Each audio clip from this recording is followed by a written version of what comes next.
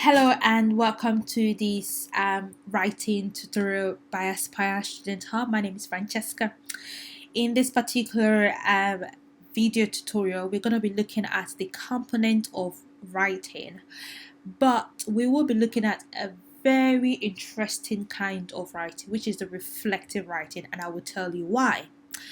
Remember that this tutorial demo is brought to you by Aware, which is Earn with Your Article, an initiative by Aspire Student Hub to support active writers and continue learners. So we're looking at the reflective writing, and why are we focusing on this? This is because this particular writing style gives us the opportunity to express our understanding of a subject or topic using our own word, and also being very flexible in our documentation and writing. As you know, if you have watched our previous video, there are various kinds of writing, like essay writing, oral report, business report, and so on and so forth. But when it comes to reflective writing, we're talking about the expression of your experience of a subject or of an activity, but the overall expression of your experience. And sometimes you will see students who are individuals who write poems, story, letters, or biography. These are types of writing that give them an opportunity to better express themselves from new angles and to be very familiar and connected to the topic. So through this particular tutorial, you're going to be very confident in inspiring aspiring students with your experiences, and it's very interesting because I've always said this, and if you've watched my previous video, you would know one of my most favorite lines goes, "It's better to see life through the lenses of others' experiences, because that way you are able to avoid making the same mistake that they may have made." And such an interesting way to live life, knowing that these action would lead to such consequence because you have learned or gained that from someone else's experience. So our focus on this tutorial is just to inspire you by writing reflectively, and also giving you an opportunity to learn how to write in short articles. And we'll be demonstrating this based on the 700 words. And the interesting thing is, when I was writing this sample, which I'll be sharing with you as well, I had in mind to write 700 words. But that's the thing about reflective writing. You tend to be very flexible and free as a bird, that you could even write more. But when you write more, a lot of students tend to feel a little bit, I'm writing too much. But how about if you split them into articles? That way you have 2 articles instead of 1, and you are still making sense. So how am I, how am I going to structure our tutorial today? They're going to be in 6 steps. So when you're writing a reflective writing or reflective experience, and by the way, maybe in a different tutorial, we're going to really focus on what a reflective writing is, or a reflective article. But when we talk about reflection, it's about documenting your experience and knowing exactly what you have learned from that experience and what others may learn from that experience. So reflection is about thinking about what you have done or gone or passed through or gone through, and how it has inspired you or imparted you what you have learned from it. And what you have learned from it may be something that needs to be further developed or something that needs to be maintained. That's why you talk about your strength, weakness, opportunities, and threats. Sometimes by reflection we are able to identify our strengths, our weakness, and our opportunities and threats, because that way we know exactly where to focus more to be better. So there are several structure of reflective writing, which we will cover in a different tutorial. But in this particular tutorial, because I want to make it very short and straight to the point, I just want to show you how to really write reflectively in 6 steps. The first step will be to introduce the purpose of the article, and of course, the second step will be to describe the experience, and the third step will be to discuss the impact of your experience. The fourth will then be to discuss the importance of your experience from the perspective of others who are reading your work, and then the fifth will be to learn or to portray the lessons from your experience, and lastly to conclude. So let me take it from the step one. So when you're writing reflectively, or you're writing, an expression of your experience, or inspiring others through the lenses of your stories, you want to introduce exactly what the article is all about, what the content is all about, what are you trying to say, but in a topic. And many a times we tend to get stuck because we don't have a topic for our experience or for our content, and we kind of get stuck at that point, which is not very ideal, because you tend to lose your line of thought. How about if you continue to develop your work, which is something I have done, and during the process, or the writing process itself, you are able to now get your title. And it happens not just in reflective writing, but overall. We tend to have the possibility of changing article, topic, or subject, because they can be shifted or shaped based on our writing itself. So you might set out to write about how to overcome negativity, for instance, but when you're writing the article, you just find yourself writing about how to identify negativity. That's two different things, but they're still talking about the same context, negativity. So how to overcome negativity was the first intention you have in mind, but during the course of the writing you realize that you're talking more about how to identify negativity.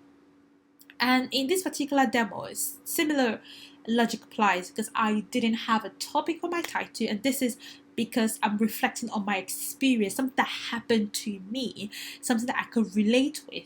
So it's not premeditated. I didn't pre-think about this thing. So it's not like a structured reflection, because it just happened, and that's why it's called an experience. It happened all of a sudden, should I put it that way. So it's suffice to say that I didn't have a topic, because I didn't really plan for this to happen. But when I was writing about this, I was able to now develop my topic, and I was able to be able to fix that.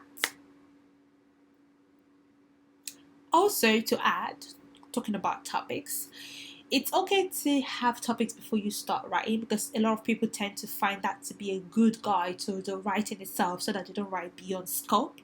But it's also okay not to have a title, because you can develop one during the course of the work itself. Nevertheless, whether you have a topic before writing or you don't have a topic, you need to understand exactly what you want to talk about. So have like an idea, even if it's vague idea, but there should be an element of what is it I want to talk about. For my experience, I want to talk about mood swings and control, because that's something that happened to me recently, and upon reflection I realized that there's a pattern here. Mood swings don't just happen. There is a reason for mood swings, and there is a trigger. There's a difference between the root cause of mood swing and the actual trigger itself. So I thought, what? How about if I share this and see what others might say or add to this particular subject? So you see, I don't have a topic, I don't have a title, but I have an idea of what I want to talk about. So the first is to introduce the purpose of your article. And I've written down here a typical example or introduction to this particular article, as you can read on there. So when you're reflecting about your article, when you're trying to introduce your article or the purpose of your article, you need to make sure, and that's the key word, you need to ensure that it should be brief, and it should be a description of the event or the experience to set the context and the scenes, like a movie. So the title should be, the article introduction should be something that is very expressive, so explanatory, like something that tells the reader what to expect. it should set like a scene, like a picture of the entire work. But also you can then support that with more explanation, which is something that I've done. So I said I live my I've lived most of my youth age independently and far away from my immediate family, and I always wish for this to change. In fact, I get nervous. Now I'm talking about this, experience. Nervous is a feeling. I get nervous every time I think about my family, and I get moody knowing that they are far away and unsure when they would relocate. Sometimes I feel so down and lost, and I waste hours fighting the mood swings. So now I'm setting the scene here. So now you know that this particular article is talking about mood swings, family, loneliness, the feeling of alone. So that sort of scene tells the reader, okay, I can continue reading, or this is not my area of interest. I don't want to read this for now. And then I went on to explain or describe these particular purpose. I talked about what my life was when I was in college, and I'm giving more rationale to the context, so giving the readers a better view of what this experience is all about. That I lived my life, work, church, home, and always I had something to do. But that makes me feel like I was in control until I lost absolute control. I'm gonna, of course, post this article on our blog, and you can always read the entire article and download as you please, and just kind of read them.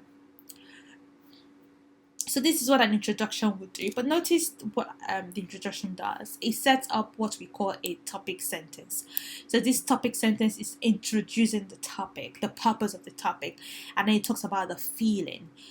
So I'm writing because I struggled with mood swings, and I felt like I need to speak my truth and address how I managed to have managed to control this thing called mood swing. So I'm talking about pre-controlling, because before, experience is something that gets you unaware, but during the process gets you more aware. So I'm telling you who I was before I became aware of how to address a mood swing. Who I was a nervous, moody young girl who would always get very lost because she misses her family, and there's a reason for that. So then here I'm now like kind of getting things a little bit wrapped up in this particular section. Step one, saying I have relatives who live close by and brothers and sisters, and it's cool, but when they say nothing, no place like home, you feel like you want to have people close to you. And at the end of this particular paragraph I said, but I hope that this is the end of for me, because although it seems as though I'm inspiring you, but I'm also inspiring myself. So I've suffered from mood swing, but this introduction is telling you that there is an end. I see an end in this. Now, depending on the word count of your reflection or reflective article, that will determine the structure of the entire content. I initially set out to write a 700 words article, but this is double the amount, so that's why my introduction is a bit lengthy. If I was going to maintain a 700 word article, I'll probably write up to here, but I kind of found myself expressing my experience in such an inspiring way that I thought I'd write more. Then after that, in my step 2, what I said here, actually I can just take this from here, come here and say I describe my experience. That's what I've tried to do here. And how do I describe my experience? I say mood swings triggers can be hidden until you figure it out. And I'm telling you, I remember my experience. Of course, I remember one Monday morning I woke up uneasy, and I could sense something was absolutely off, and I couldn't place it. But I felt weak, tired, reluctant to go to work. I got on the train and I highlighted, and I lost my card. But also, the painful part of this experience is that although I did lose my card, I felt something dropped when I was getting off the train. And upon realizing that I had lost my card, then it all went blank. That was what triggered the mood swing, but that was not the cause of the mood swing. And towards the end of this particular article, I also expressed the difference between the trigger of a mood swing and the real cause of a mood swing, what I call the root cause of a mood swing. Many times, the triggers of mood swings are not the same as the root cause of a mood swing.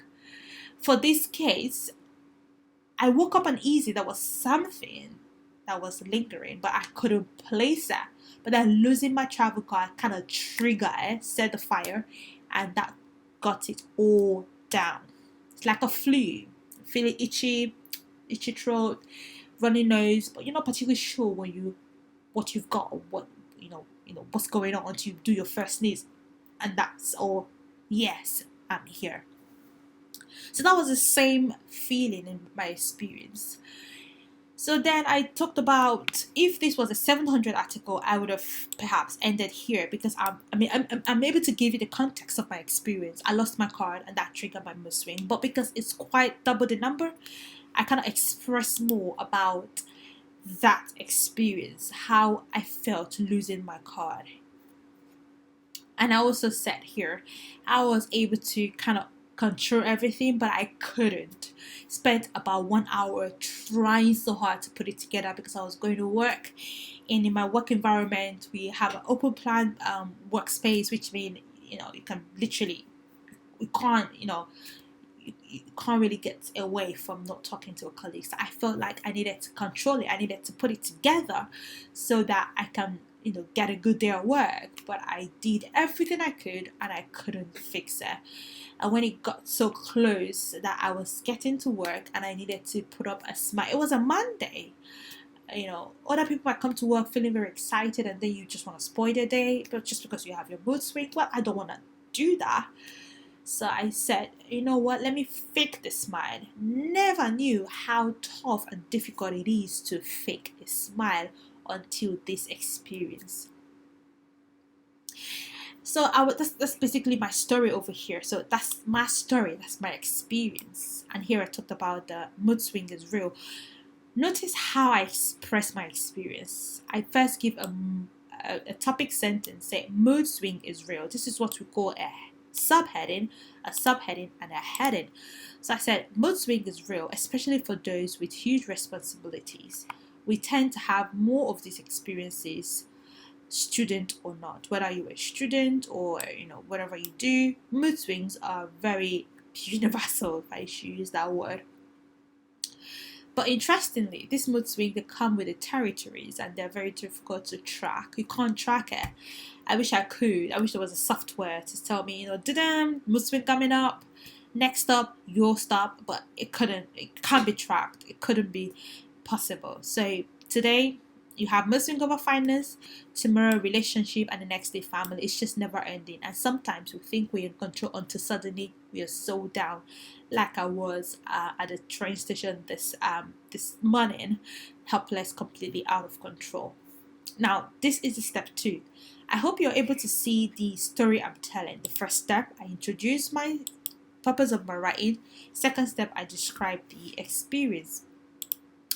Now, the third step, now that you have described the experience, people are now beginning to see the picture. They're now able to relate. So it's the interesting trick to having people read your article once or twice is how you have been able to catch their attention with your experience, especially when you're writing a reflective article. So you're writing a reflective article, how have you caught their experience? Now, that experience must be very realistic. It has to be something that is relatable. Otherwise, you lose readers and visitors to your site or your blog. So the third step is, now you discuss the impact of your experience.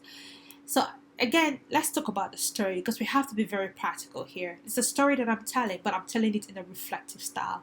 The first I introduced, second I talked about what really happened. Then the third step, I'm talking about how what has happened has impacted me. So now I'm talking about me factor, because remember we said experience is about expressing your, and reflective writing is about expressing your experience to inspire others. So you have to talk about how it has inspired you. That's the impact your experience may have had on you, before you talk about what others could gain from your experience, if that makes any sense. So now I talk about discuss the impact of your experience. For here, so I'm just gonna take that away. So here I gave up like a trigger question. What does your experience mean to you? So telling you to how to write it. So then I said this particular experience was the last straw when it came to mood swings and low times, and I knew it had to be sorted. So this experience it means business for me. And he said, I honestly want to fix this for me, not just for my job or friends, because I have learned that I go days unproductive over a mood swing, and I honestly cannot wish I don't wish to be wasting such precious times over something that, though I may not be able to track it, but I can actually control it. Then these are the few things that I figured out how it has impacted me. I'm still talking about impact of mood swings on me. Find the root cause. Every mood swing has an origination. There is something that has caused it. That's why it's called the root cause. I mean, something, if not a few things, must have led to this. It might be it might be the place you visited, or the food you ate, the place you went, the conversation you had. This here are something that you really need to pay attention to because they are very real and very relatable. For me, I had I didn't know. That's exactly one of the interesting reason why I wrote this article, even though it was late. I felt I have to say it, I have to express it because others could learn a thing or two. It happened that I didn't know exactly why I had mood swings. Even at the office, I was struggling to come up, with a fake smile and all of these things. But because I couldn't, how powerless you feel when you are unable to say exactly what's going on with you when something is going on with you. That was exactly how I felt this morning.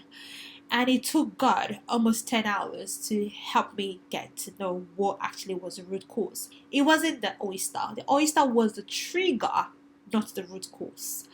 So that was exactly what I was trying to say here. There was a root cause. For me, it was I visited a family the day before, and it was a very beautiful family, and I missed my own family. I missed them so much, but I didn't know that it was going to rub off on me the next day. It's like cold, it's like flu, it's like you expose yourself too much, it builds up, and then it gets you down, knocks you down, becomes like pneumonia or whatever.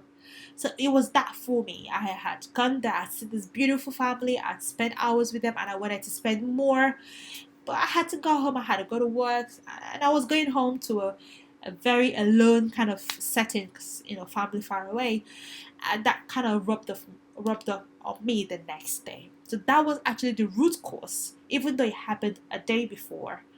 But the oyster wasn't. Oyster was just a trigger. Then I said here how it has impacted me. It's impacted me to understand that not all triggers are root cause. Sometimes triggers are root cause. For instance, you had a beautiful day, nothing going on, everything's smooth, soft, and suddenly you just walking down the road with your beautiful clothes, and some car splash you water like that messes you up. Or you had a beautiful day, so high in spirit, got on the train, lost your oyster. Oof, that got you off. But in that case, it becomes a trigger, which is the root cause of the mood swing. But for me, and in most cases, triggers are not the root cause. Root cause are something or many things or a few things that happen before the trigger, if that makes sense. So that's why I said here, not all triggers are actually the root cause of mood swings. Then step 4, now that you have talked about how it has impacted you, you've been able to gain audience. People can listen. People want to listen. People really want to read because you have made it relatable. You've made it real, practical. You've told them experience and how it has affected you. You haven't really covered them. You've said exactly what you need to. You've said you really, for the lack of better word, you've been vulnerable in your text. People can relate to the picture. They can see the scene. If this was a movie, at this point you expect a little bit of teary eyes here and there because they can relate to your story. Only then you can then talk about the importance of your experience to them, because now they are glued. They want to see how it ends, and then you suddenly tell them, while you're waiting for how it ended, here is how this can be of great importance to you. And this is why I said, again, trigger question, why is your experience important to others? Now, 4 things that I have learned from my experience, which is why it's essential for you, is that mood swings don't happen suddenly. The trigger does. So trigger is the oyster. I love the oyster. Suddenly everything goes off. But the mood swing was the night and the day before. Um, and the same way it would go away. It doesn't go away quickly. It will go away in time. And I said, God will set you free, but this may happen in ways you least expect. So I said, God will set you free, but this may happen in ways you least expect it. So take, for instance, in my experience, I had the mood swing around the day before. Trigger came up the morning after, around 9 a.m. ish, 9:30 ish. God sorted me out 10 hours later, around 8 p.m. ish. So again, this is what I've been able to see, which you need to understand, that mood swing don't happen suddenly. Trigger does. The same way they vanish, but with time and with the God factor. And I am telling you how, I told you exactly what it is, and I tell you again a bit of detail of how God sorted that out. I came back home. I couldn't take it anymore at the office. Messaged a friend, who really sent me a very unusual kind of message. Am I disturbing you? That's what my friend said to me. And normally I'll be like, what? I'm going through stuff and you're sending me these. Just get out of here. But no, I actually messaged him back and called him afterwards. And that was the icebreaker to everything, because God used him to set me right. That's exactly what I was trying to say here. God used him to set me right. And here I said, make room for God. Yes, you need to make room for God. Yeah, God will set you free, but you need to make room for God. What does that mean? My friend kind of texted me and I kind of called him. That's me telling God, yes, you got my attention. And I left work because I couldn't take it anymore. And that was me again, because God was really orchestrating my steps. And that was me saying to God, here, I'm here. So you have to make room for God. Prayer works, fasting works, but make room for God, so that when everything begins to happen, everything's happening well and right. And finally, don't neglect anything. This last point is very important to me, because the me before, if I got the message from my friend saying something like, am I disturbing you when I'm in the middle of a crisis or I'm having a mood swing, I'd be like, what the fish? Really? Just fly away.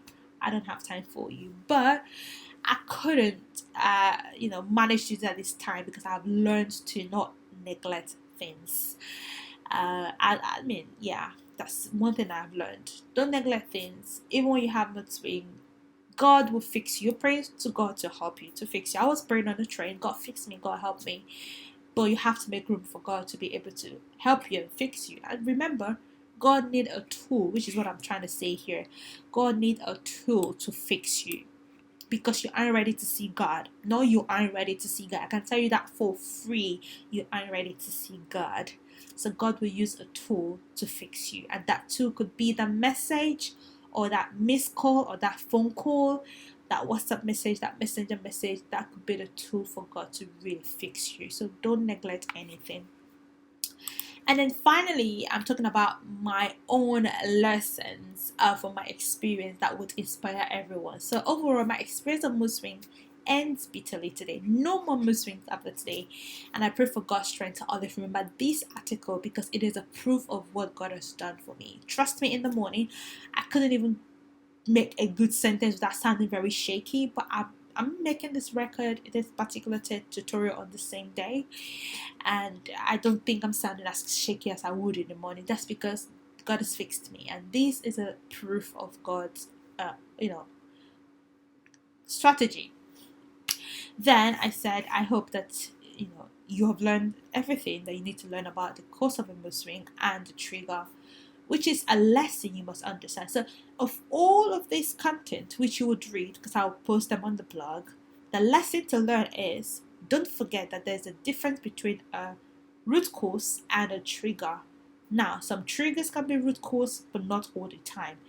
But the first step to getting out of a mood swing is to identify the root cause of the mood swing. The day, the time, the place. For me, it was the day before at a place, at a friend's place, as I saw the lovely family. That was a mood. That was a root cause of the mood swing. So for you, it could be the conversation you had. Have you noticed sometimes you have conversation and you kind of feel, oh, it's cool, I can handle it, and the next day things begin to change, and you'd be like, oh yeah, I didn't get into a fight, I didn't get into an argument, I just woke up like this. No, you didn't just wake up like that. Something happened the day before that led to you waking up like that. And don't forget to be realistic with your experience, because faking it would really, make things worse. This is my experience. This is how it happened. Now, one of the challenge with reflective writing is that people tend to see reflection as a means to write the positive. So they want to sound very positive, very optimistic, and very enthusiastic. It's good to be positive, it's good to be realistic, it's good to be enthusiastic. But when you really want to get the right impact from an experience, you just have to be real to yourself and to others. And I feel like today God has just done a lot of things to fix me. He's used my friend to fix me, and then I called another friend in the conversation. We had like a conference call between three of us, and they both fixed me. But God used them to fix me. But also, it didn't end there. I'm making this video on the same day, which is an evidence that God is still fixing me. Because, like I said, you really cannot track mood swing. I don't know if there's something else coming up on the side. That's the world we live in. But the thing is, whether it's coming up on the side or whatever, the fact that I'm making this video, the fact that I can recall my experience, kind of makes me more mood proof or bulletproof, that kind of way. So it may hit me, but I'm not gonna stagger and fall the way I did in the morning. That's the lesson you can learn from my experience. And finally, I was saying here that for me, after this encounter, I now know better. Certainly, moods are unpredictable, but they will never get a better part of me as I'll follow up with prayers. Hopefully, I will share my experience in my next article of how my prayer sorted me out. So this is my conclusion. Now you can see, very brief, succinct. I'm now trying to summarize everything, telling you that in summary, this is it. After this encounter, no more. But I will do something to make sure that it's not going to be the same again by praying and, following up in praying, and make sure that if, again, I'll share my article. Another double confirmation of yes, I'm in control of my mood and no more swingy moods. So I hope that you have been able to learn how to write a reflective article in 6 steps. In summary, today we have said for you to be able to write an article in 6 steps, you need to introduce the purpose of the article, describe your experience, discuss the impact of your experience, discuss the importance of your experience to your audience, to your readers. Then, what would your reader value from your experience? What are the lessons to be learned? For that, be smart. Obviously, I'm sure you know about the acronym being specific, measurable, attainable, realistic, and time-bound. You can see how specific I am, really. So I said, identify the root cause of your mood swing. That's as specific as you can get. And then make sure you measure by understanding the time, the place, the day, and be realistic with your experience, because it only get worse if you don't. And finally, mood swings have an end, time bound. So there's an end. There's a time that comes to an end. So you notice how I have been able to tell a story of my experience in 6 steps, and these 6 steps are something you can replicate in your own article to make it more relatable. To close this 30-minute tutorial, hopefully, there is a checklist that I have here for you, which will help you to improve your writing in general. And I have shared this in all of our previous videos that I have made for Aspire Student Hub. So you have to write in short sentences. I'm going to post this exact article. You can see that there are very short sentences there, and there was they'll function well with the SEO. Use sufficient linking words. I've also discussed the use of linking words in our previous article. For instance, indeed, hopefully, overall, these are all linking words. Also, here you would see linking words naturally. Here you will see more linking words that I have used here. And all of these are linking words and transition words that would help to smooth your writing in general, especially. But finally, these are all linking words, and I've discussed this in my previous video. Another thing you need to check is the appropriate use of punctuation marks, full stop, semicolon, colon, hyphen. You would see that in some of my sentences I have used hyphen because, again, they're a continuous story like this. I've used hyphen, but I'm using them very well. And you get a keyword. Now, keyword, obviously, like I said earlier, when I set up to start this particular article, I didn't know exactly what I was going to title it, but now I know better because from the read, I realized that I'll talk more about mood swings and control. So my keyword would certainly be mood swings, or key phrase would be control mood swings, how to control mood swings, that sort of thing. And I have to use that 7 times. Obviously, if you read all my articles, which I'll be posting, you will see that I've actually talked about control of mood swings at least 7 times. Then you have to read through your article to correct any mistake you have made. Interestingly, I had, written the article with a bunch of mistakes, and I wanted to make the video and then correct them and remake them, but somehow I kind of clicked on the wrong button and then everything just wiped off. So I had to post the corrected version. So yes, I have read and I've corrected my mistakes. Now that you have done that, I wanted to show you how this will look in a Microsoft Word document, which if you are part of a WEAR, you should be able to submit your work in Microsoft Word format. So before I show you this demo quickly, let me tell you what's coming up next. In our next YouTube video, we're talking about writing an academic essay and how to use smart words to write smart articles. Because today I talked about smart words, linking words, transition words. Yes, I'll be teaching you how to use smart words to write smart articles without overdoing it.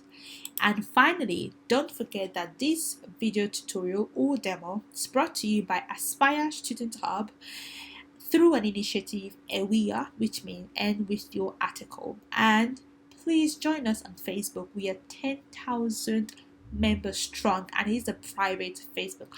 If this was a public Facebook, we would have been 5 times the number, but we want to make it private because we respect your privacy, confidentiality, and we just want to be able to be in control of the particular Facebook group. And we have some very strong ethical and guiding principle that make sure that all of our members are protected. So please join us. To join us, go onto your Google, type Aspire Student Hub, and also you can go straight to Facebook. Just type Aspire Student Hub, click on the button that says join group, and then just join group, and an admin will scrutinize your interest and then usher you right in. Before I say the last thank yous, let me show you how this will look on a Microsoft Word document.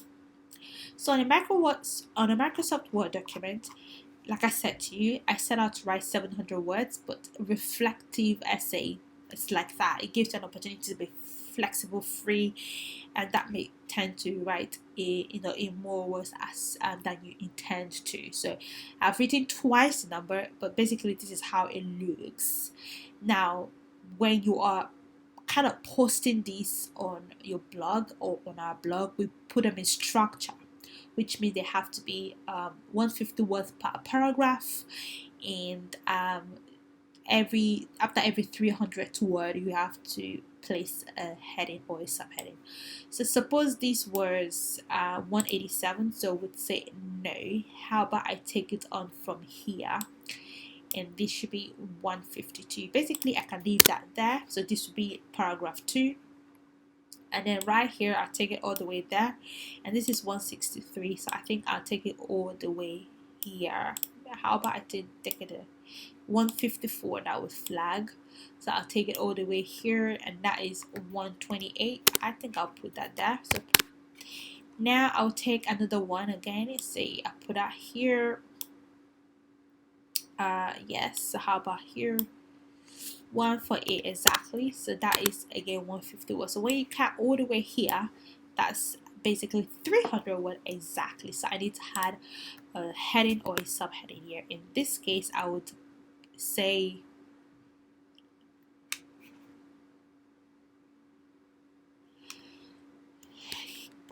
get inspired. So this would be my heading, just to break that off for SEO sake.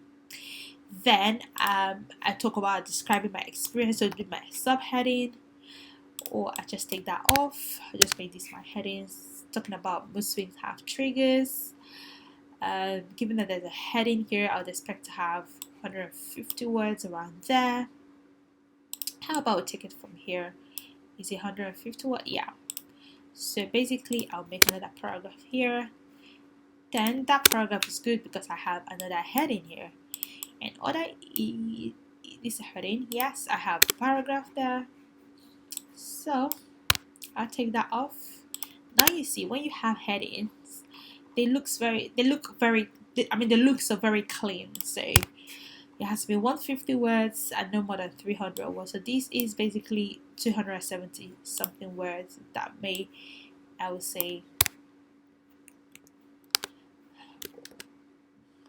I need to break this by putting up a heading there.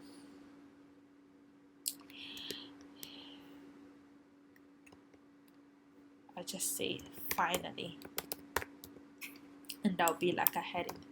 So now you see that I have now, structured in headings and subheading, and they look clearly. The title will be there, which I have not decided yet, and they look very clean. So how am I going to title this? I'm just going to simply say how to manage mood swings, because by managing mood swings, maintain control. So if this is it, mood swings is my keyword, or manage mood swing is my key phrase, if that makes sense. So there I would have to place manage mood swing in 7 places. So I would say here,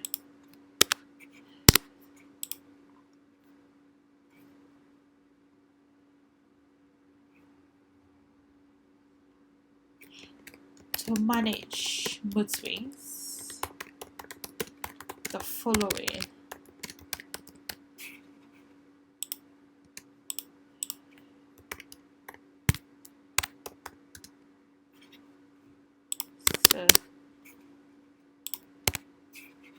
So I say, I'll just repeat it, say how to manage mood swings, and I'll put my column there.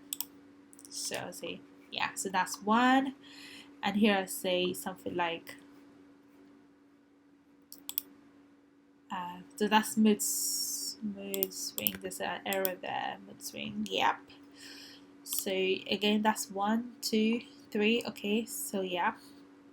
All right. 4. And mood swings 5. Yeah. So I have my mood swings everywhere. All right. Yeah. Cool. So I have my mood swings. So if I say mood swings are real but can be adequately managed with